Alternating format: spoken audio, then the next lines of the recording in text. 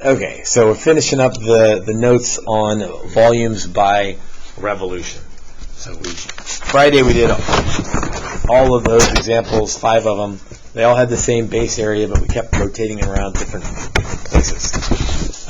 And the big thing is pi r squared for disk, or pi r squared minus pi r squared for washers. Disk doesn't have a hole, washers have a hole, so if there's a hole, you got to subtract out the smaller circle. Okay, number 2.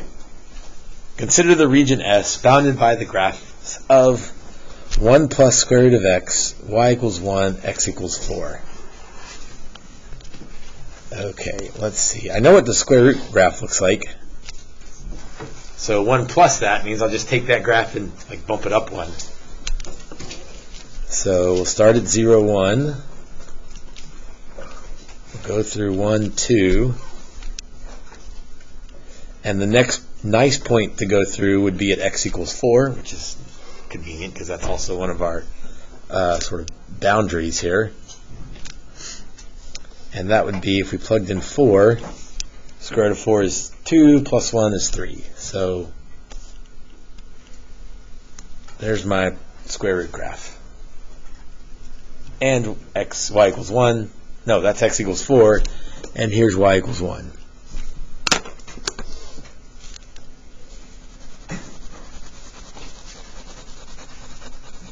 Okay, so there's the region S. Find the volume of the solid formed by revolving S around the line y equals 3. 1, 2, 3. Okay, so y equals 3 is up here.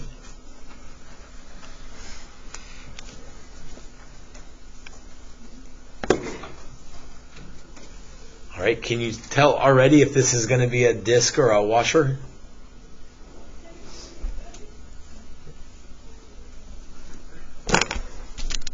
Maybe back up. Is it going to be dx or dy if I rotate it around y equals 3? My slices will be dx.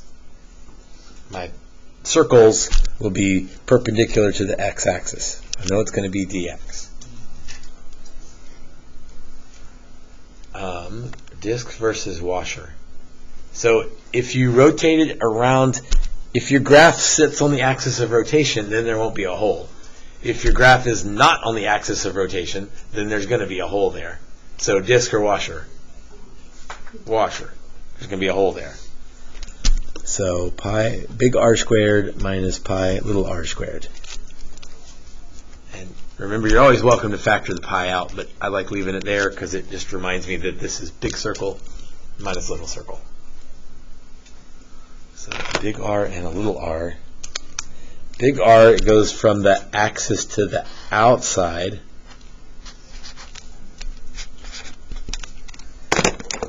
And little r goes from the axis to the inside.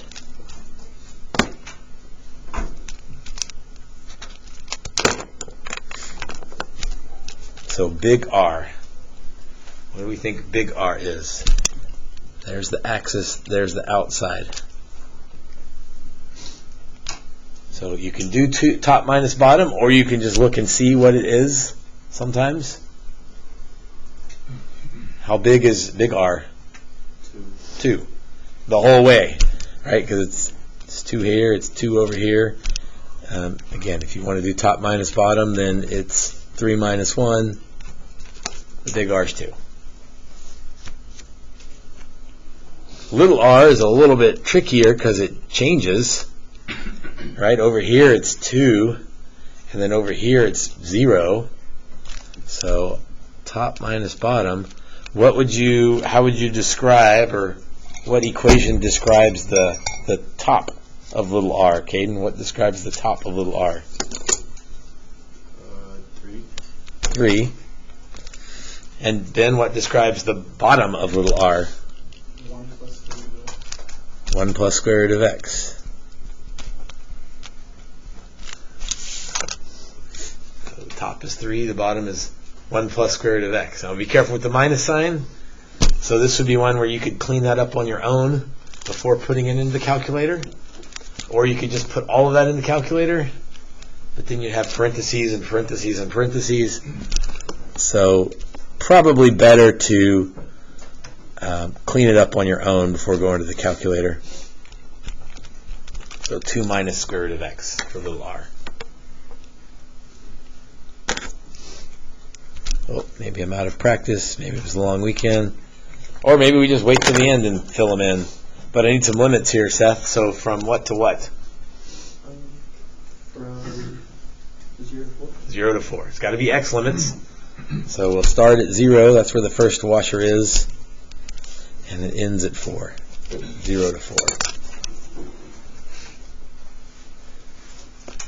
Jake, this is another one. You pointed this out last week where it's washers all the way, but that very last one is actually a disk.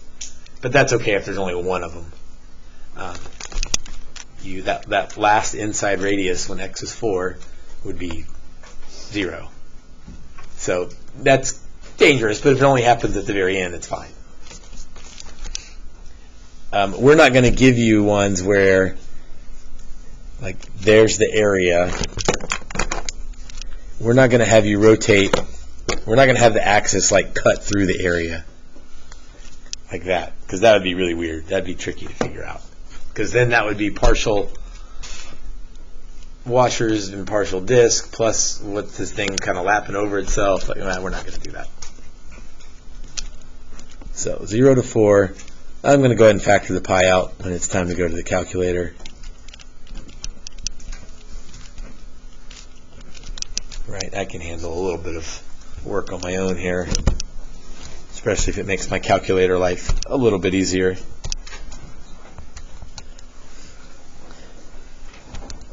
Two squared. I guess I could have done that on my own as well. So just careful with all the parentheses and squaring the right pieces. And that one's taking a minute. 41.888.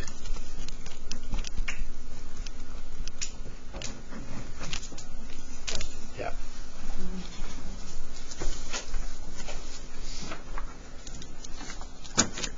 For that volume.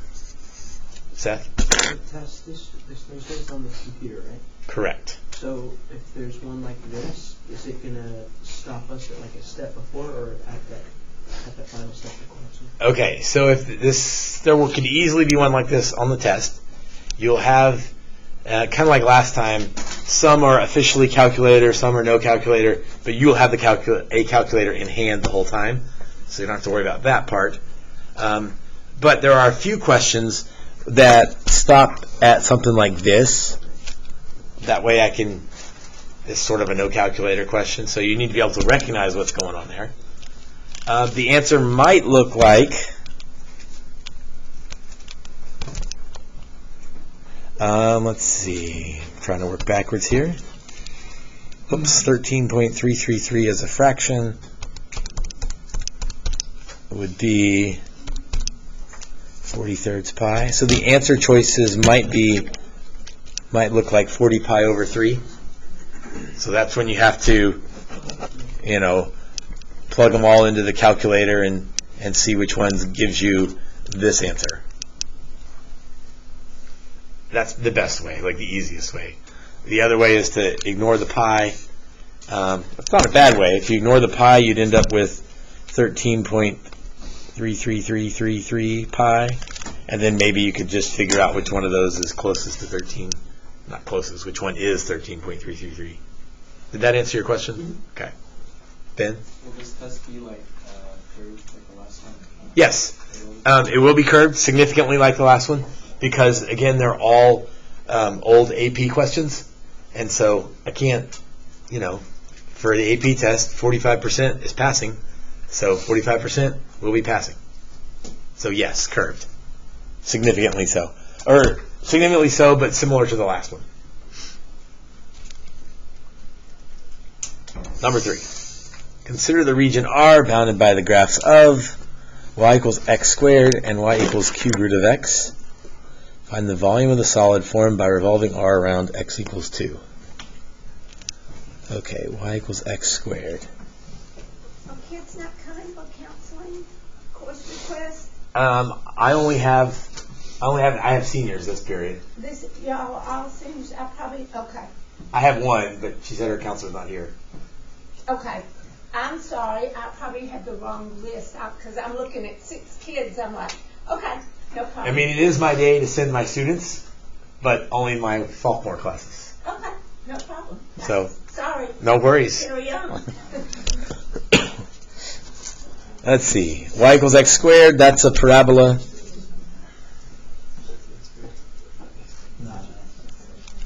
Y equals cube root of x, I know what that looks like. This is kind of a tricky one because the area is just that little sliver in there.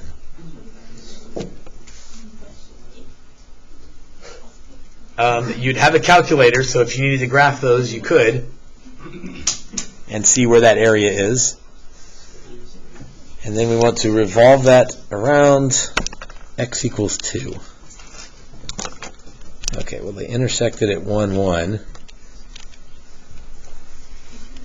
Revolve it around x equals 2.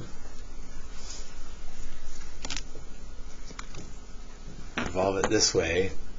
So are my slices going to be dx or dy slices? dy. And is this going to be a disk or a washer problem? It's a washer. It's only a disk if the area is like sitting on or adjacent to the axis of revolution. If there's space between the axis and the base region, then it's going to be washer. So pi r squared minus pi r squared. And again, I need a big R and a little r. What am I going to have to be careful about with big R and little r for this problem? It's a dy problem, so I'll need r to be in terms of y. So, let's see, big R is axis to outer edge.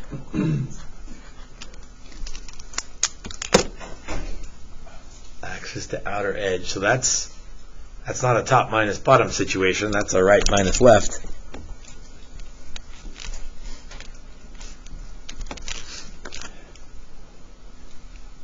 So the right-hand side, Addie, what's the right-hand side of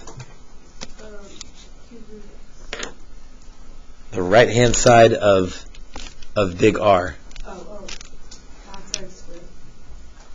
Here's big R. Oh, shoot. What's the right-hand side attached to? 2. Johnny, what's the left-hand side attached to? Which graph is this left-hand side attached to?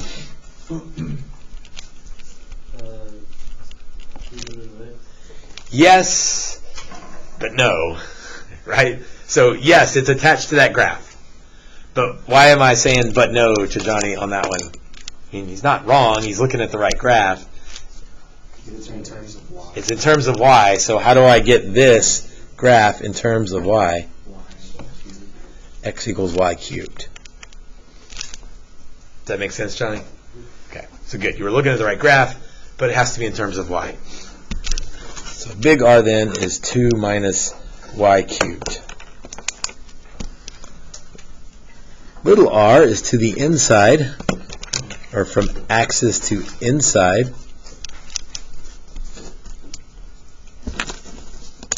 So, Lexi, what's well, again, we're thinking right minus left here. So what's the right-hand side of little r attached to? 2. Aslan, what's the left-hand side of little r attached to? Good, the square root of y. So y equals x squared, but we have to change that around to be the square root of y.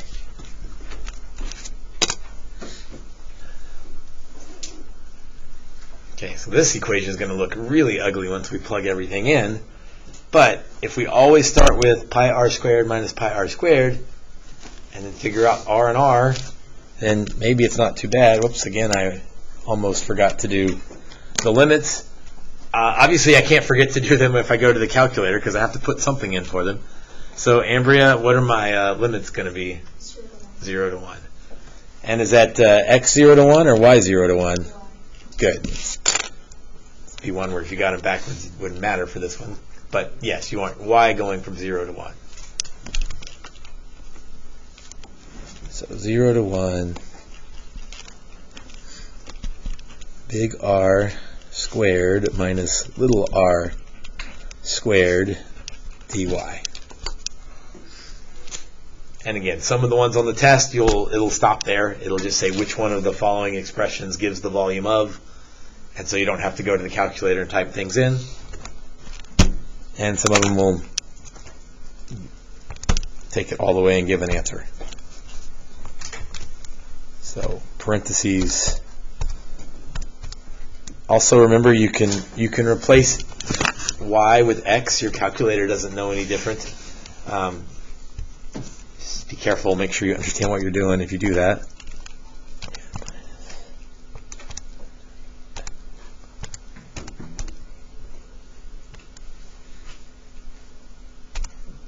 All right, I think that's it. Have to think for a minute. 4.114.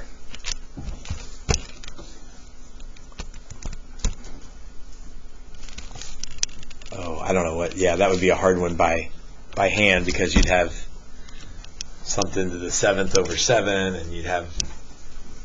Yeah. That one would not be an easy one by hand. All right, remember that the test has one FRQ on it.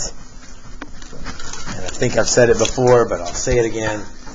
It's similar to one of these where you're going to find it has 3 parts. First part's always going to be find the area. Second part's going to be find some volume. And then the third part, who knows? It could be find another volume, or it could be something crazy because it's the last part of an FRQ. Part A, find the area. Find the area of R. Okay, wait a minute. I got to figure out who's who here. 6 sine, and then x minus 2 squared minus 4. So I think I could tell that the second one has a vertex of 2, negative 4. And it's or even better, it's a upward facing parabola. So I know which one is which now. So G is this one.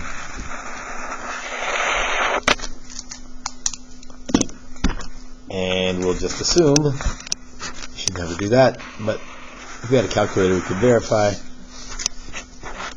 There's the top one.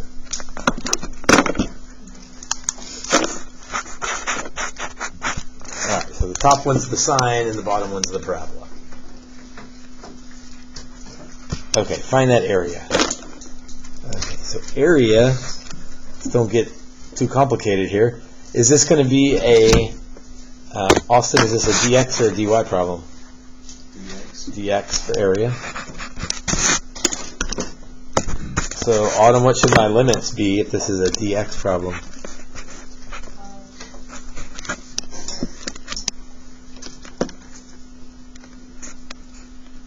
So I need to look left to right since it's x.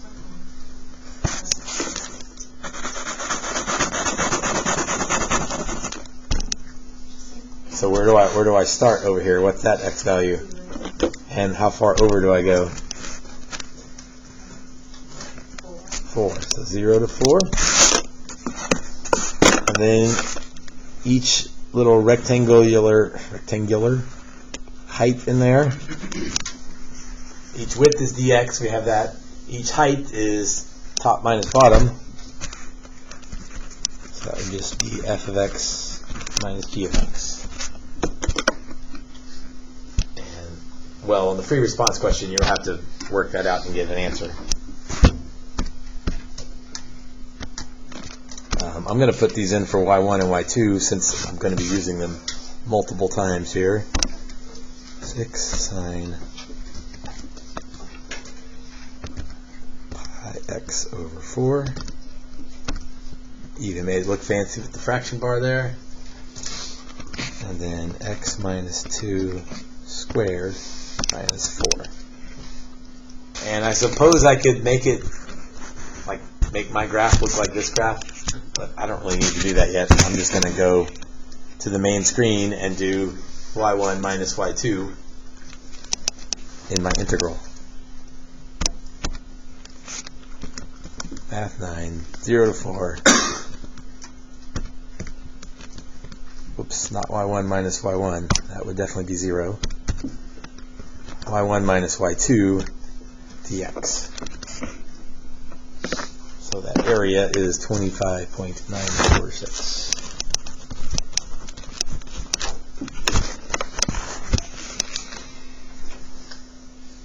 I think we talked about this before. Occasionally people get their F and their G backwards, especially if this was like a no calculator problem and you were trying to do this by hand, you couldn't figure out which was which. What would happen to my answer if I switched to y1 and y2, if I switched F and G? It'd be negative. And that doesn't mean that that was your error, but it's probably what happened. So if you get a negative answer, probably the safest bet, the best bet is like go figure out what the mistake was. But if you're pressed for time, just change the sign and hope that that was the problem.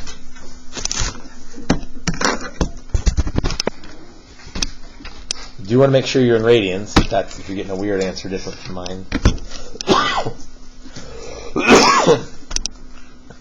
Part B. Region R is the base of a solid. Cross sections perpendicular to the x-axis. Oh, we like that. McKenna, why do I say we like that? What's that mean if the cross sections are perpendicular to the x-axis? It's a dx problem. Our equilateral triangles. So, equilateral triangles.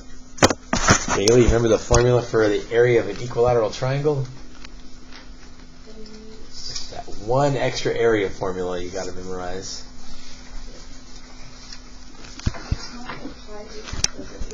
Not pi over 8, right? Because why would triangles have a pi in them? Yeah. Pi over 8's good. That's the semicircle. So that's one of them.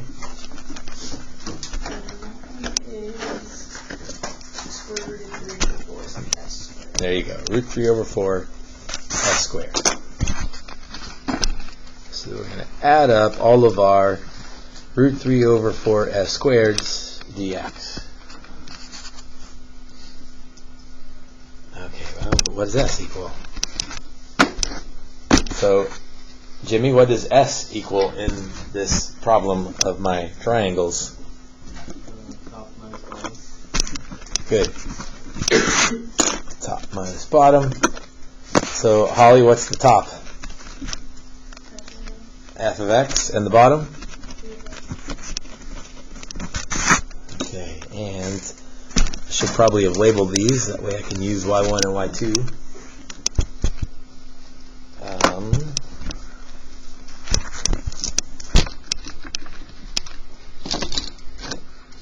Jake, how about my limits? Still 0 to 4. Still 0 to 4 because it's a dx problem. So I'm probably ready to go to the calculator now. This is enough work shown. Like you could go to the calculator and just give me an answer because you've given the formula and you've told me what s is, even though it's like this multi-step deal.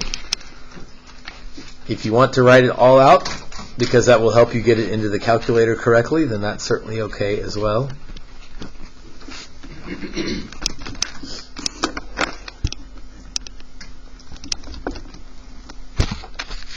So, root 3 over 4, math 9,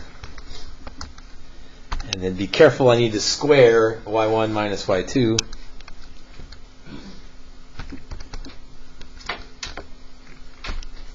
So again, just careful with the parentheses on this stuff. 88.859. Why do we put the root 3 on 4? Why did I do what? Move it out front? Yeah. It doesn't matter. So you can leave it in there. It's a constant, so it doesn't matter if it's inside or outside. So we'd have got the same answer regardless of where we put the root 3 over 4. Somewhat common mistake is forgetting the root 3 over 4 at all. Like even if you write it down, you go to your calculator and you're so intent on finding y1 and y2 and squaring and limits that you just leave off the root 3 over 4. It's kind of a frustrating mistake. What would happen on this one if we got the top minus bottom backwards?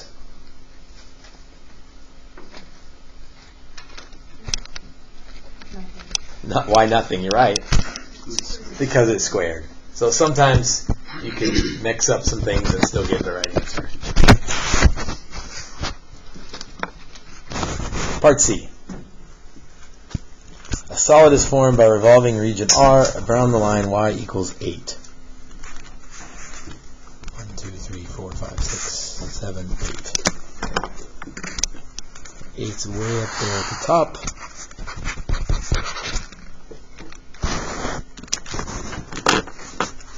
Disc or washers? Definitely washers, because it's not sitting on the axis of rotation.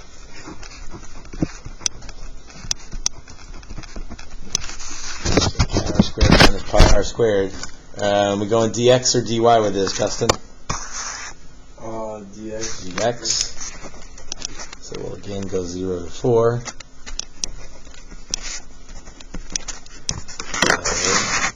Another big R, little r problem. Big R goes from the axis of rotation to the outer edge. So we look and see where big R is attached. So again, top minus bottom. Luke, what's the top of big R attached to?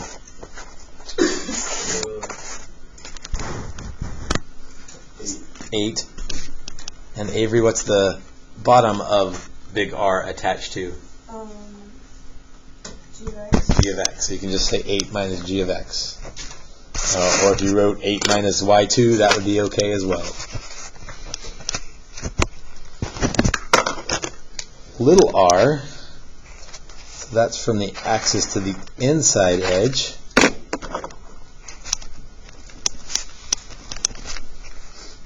So another top minus bottom